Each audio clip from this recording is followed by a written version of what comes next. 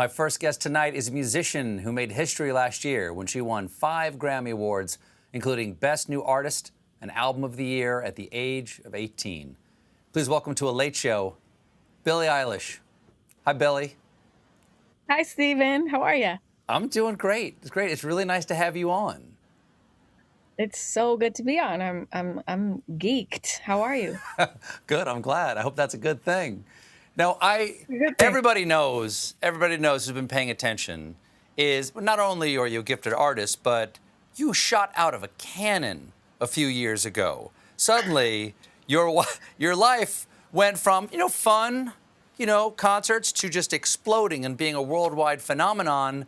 But then suddenly COVID comes in. You're 3 shows into a massive worldwide tour and everything has to go quiet. How did that feel? It felt the same as it felt for everybody else. It was so weird. I mean, it was weird. Like none of the year went at all the way I thought, and I really think that's for everyone. Obviously, Of course. I think I'm just glad that I had the year before that to really have a moment because, I just think about the people that at the beginning of 2020 were having a big moment and like things were happening and things were coming, and then that's like that makes me so sad. So Yeah. I feel for them, but it's been hard for everybody. It's been so weird. So weird. Yeah, it's been bizarre. It almost feels like we're all living on some sort of weird spell.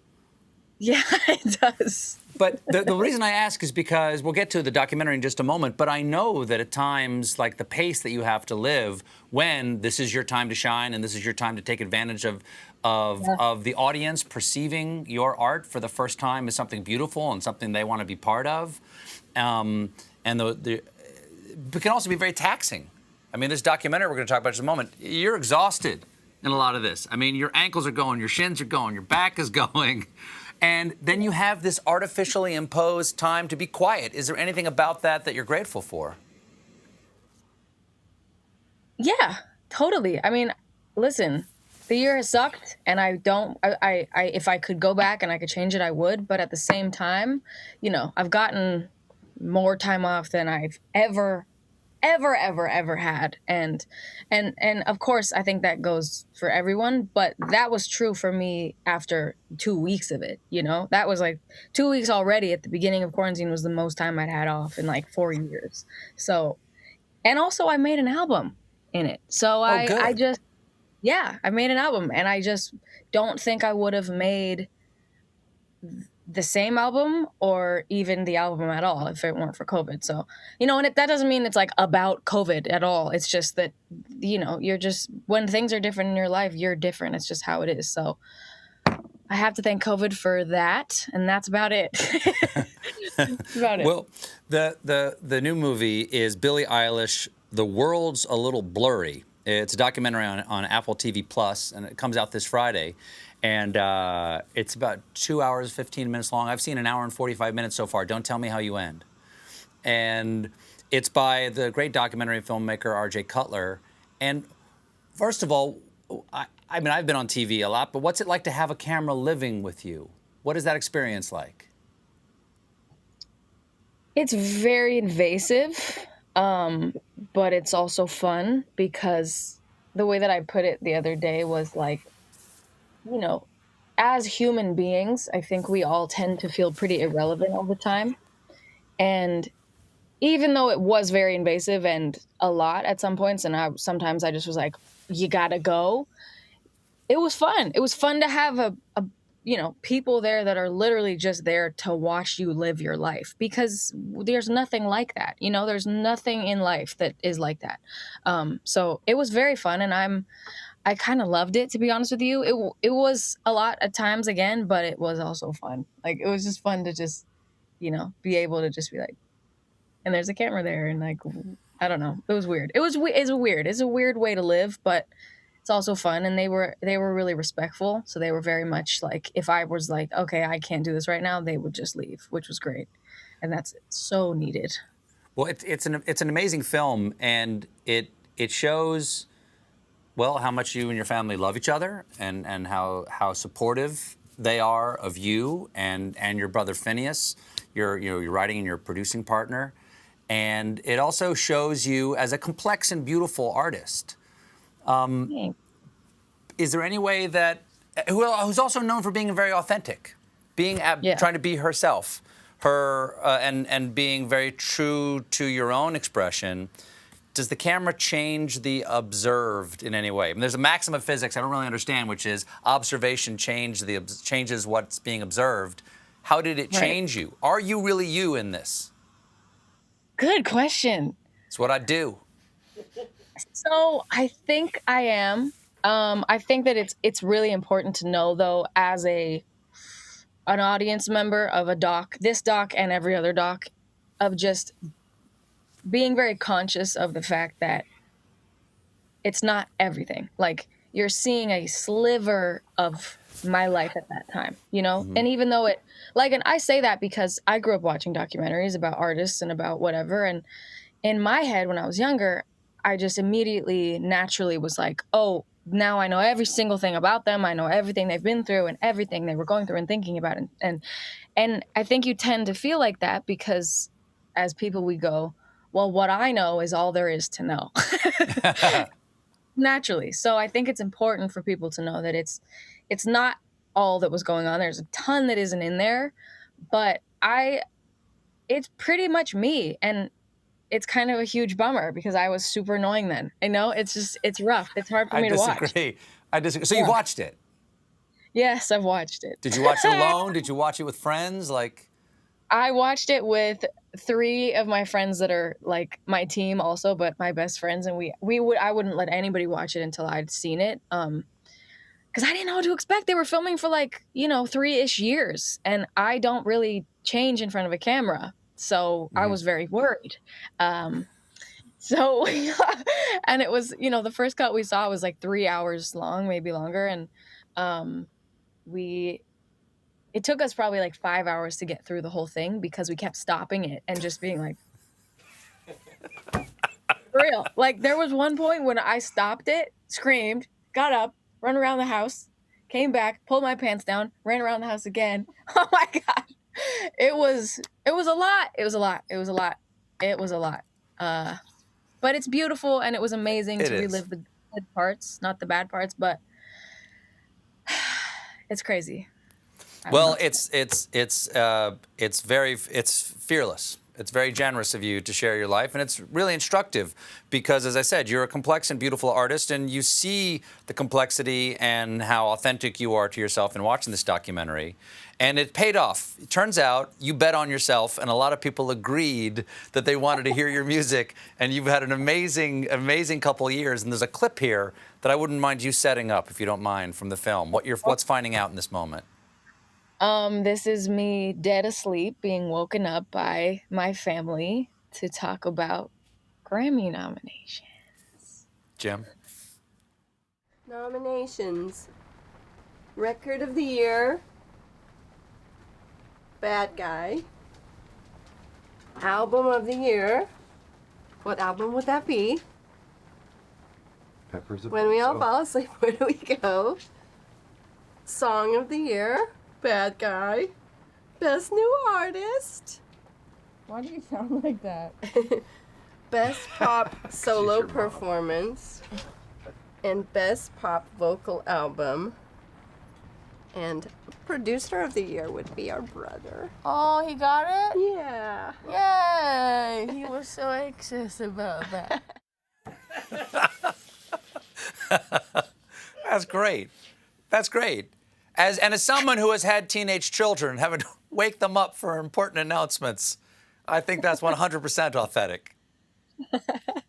Oh, God. What a crazy day that was. And it's funny listening to that now and seeing that now, because I only cared about Phineas's nominations. As soon as she was like, Phineas got nominated, I was like, oh, that's so cool, because I was so happy for him. Well, not only nominated, but you guys swept right there.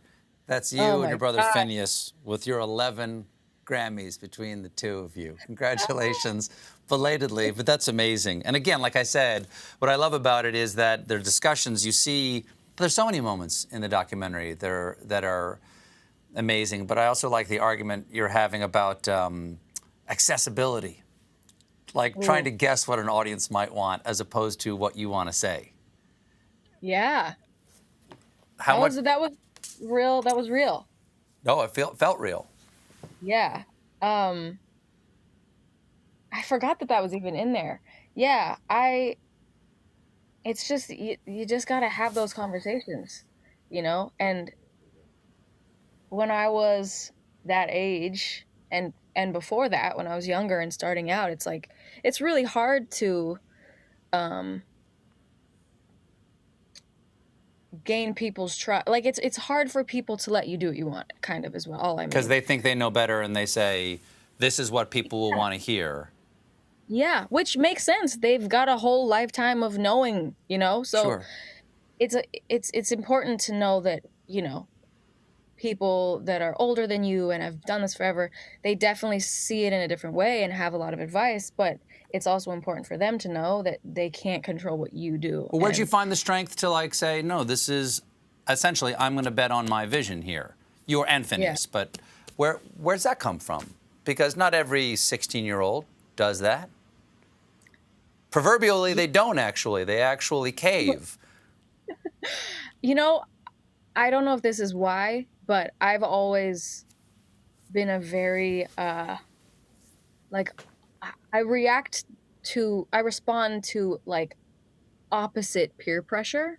I kind of have always been like that. Like, when I was younger, if friends of mine tried to get me to do something, it made me want to do the other thing. Like, that's, like, and that's how it went. And that's why, like, I never did drugs and I never drank alcohol and, like, never, it was just not interesting to me. It wasn't like, oh, I don't, it just was like, who cares? Like, I'm not gonna do something because you want me to do it. And so I think that in my career, and just my life and what I do, like, whenever I'd hear the words, you know, you should, it made me just angry. I just was like, why would you know what I should do? What gives you the right to, like, tell me what I should do? But at the same time, they have their wisdom, and they, most of the time, and the people that were telling me what to do had a good reason for it and believed in it. So how did you know when to take that advice and when not to take the advice? Because there's an interesting moment in the movie when you're being interviewed by foreign press. You're on a European tour, I think. And one of your answers is you're trying to explain where you're coming from at one point, and you say, look, it's like music. I can't explain to you why I like it. I just like it. So where's the part of you that makes that discernment? Like, yeah, what you're saying fits with the thing that I feel. How do you do that? I think it's just an intuition thing. Like, I really think it's just seriously trusting your gut. I mean, I don't think there's any other way to do it. I think that if, you know, I just think if I had tried to follow a certain, you know, plan of, oh, I'm going to listen to this and not listen to this, I wouldn't have known what the hell I was doing, you know? And I think it was really just whatever I felt like was right and was wrong. That's just what I went with. And I guess it worked, so. You say something beautiful about your fans, that you say that they're you don't think of them as your fans, that they're a part of you. Yeah.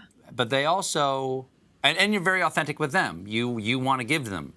Do you ever have trouble giving them everything that they might want from you? All the time. All the time.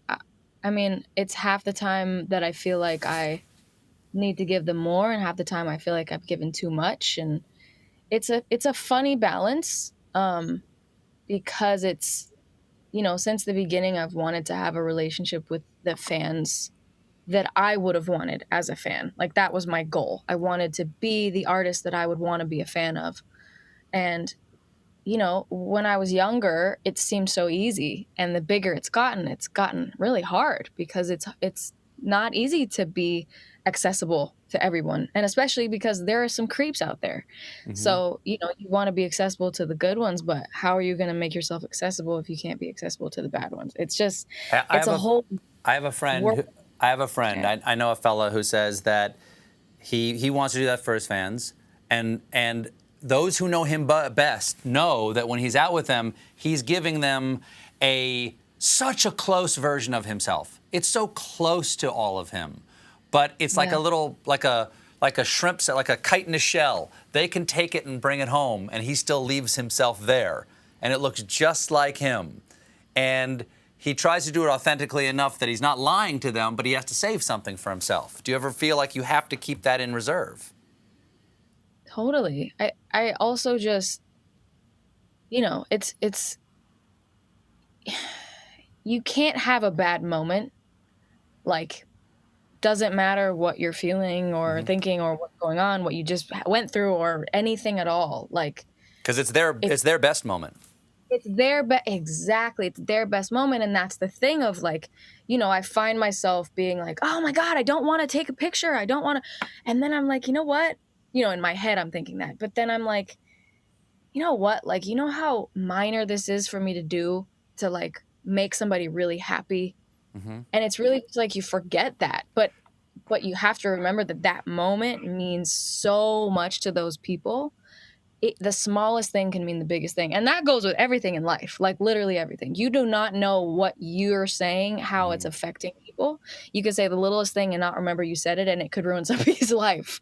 Or the other way around. You could say one compliment and it was just something you thought, and it makes somebody feel completely different and better about themselves. And it's just like, we forget that what we do really affects other people in very large ways. And so it's kind of a tough battle of like, I am feeling really, really, really horrible, and I want to be screaming, and I can't because I don't want them to have a bad experience, and I don't want them to have a bad moment. And then, they think about it. That the idea that somebody could meet me and have a bad experience makes me want to jump off a cliff. Like, seriously, I want everyone that I come in contact with to feel completely just the highest high that they could possibly feel. And if anybody hasn't felt that, I hate that. And I'm sure it's because I was, going through some. Because you're human? Yes. Because you're human?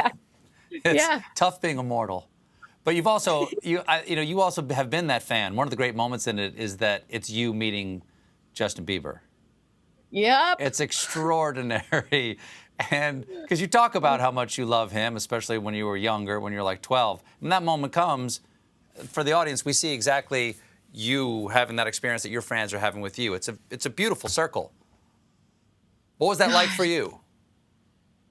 It was insane. I can't even tell you. I mean, I don't know. I can't even begin to think about me at 12 hearing what my life is now.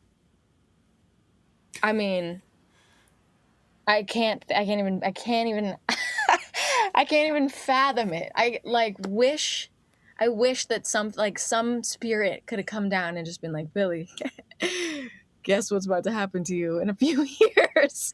But at the same time, then it would have messed everything up. I would have been flipping out. But yeah, I don't know. It was unbelievable. I don't know. Nobody gets to meet their idols, really. And I never would have thought I would have gotten to. And I've gotten to do much more than that. And it's completely surreal. And I don't understand it at all. And not everybody gets to write and perform the new Bond song, which, because of COVID, was released a year ago. And that Bond movie was supposed to come out in April of 2020. And obviously, it's going to come out this October. The song's going to be big again then, I'm sure. But you've seen the movie, right?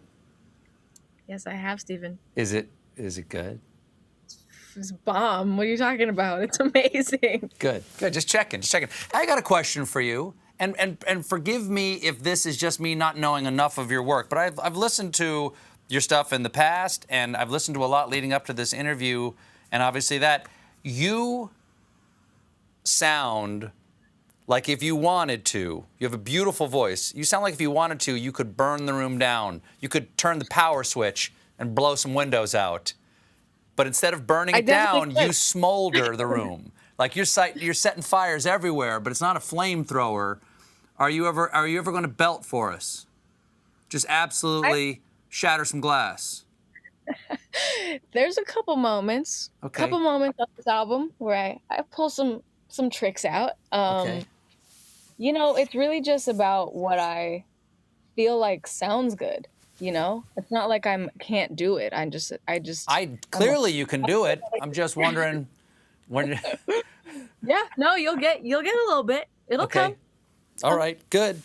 Well, it's just lovely talking to you. Thanks so much for being here. And listen, when the album comes out, I hope you'll come back and perform live, I hope, in front of the audience at the Ed Sullivan Theater, because any day now, right? Any day. Any day now, we're going to have the vaccine. Yes. Oh, my God, I would love to. I would love to. That'd be great. That'd be great. Billie, thanks again. Billie Eilish, The World's a Little Blurry, will open select theaters and premiere globally on Apple TV Plus on Friday.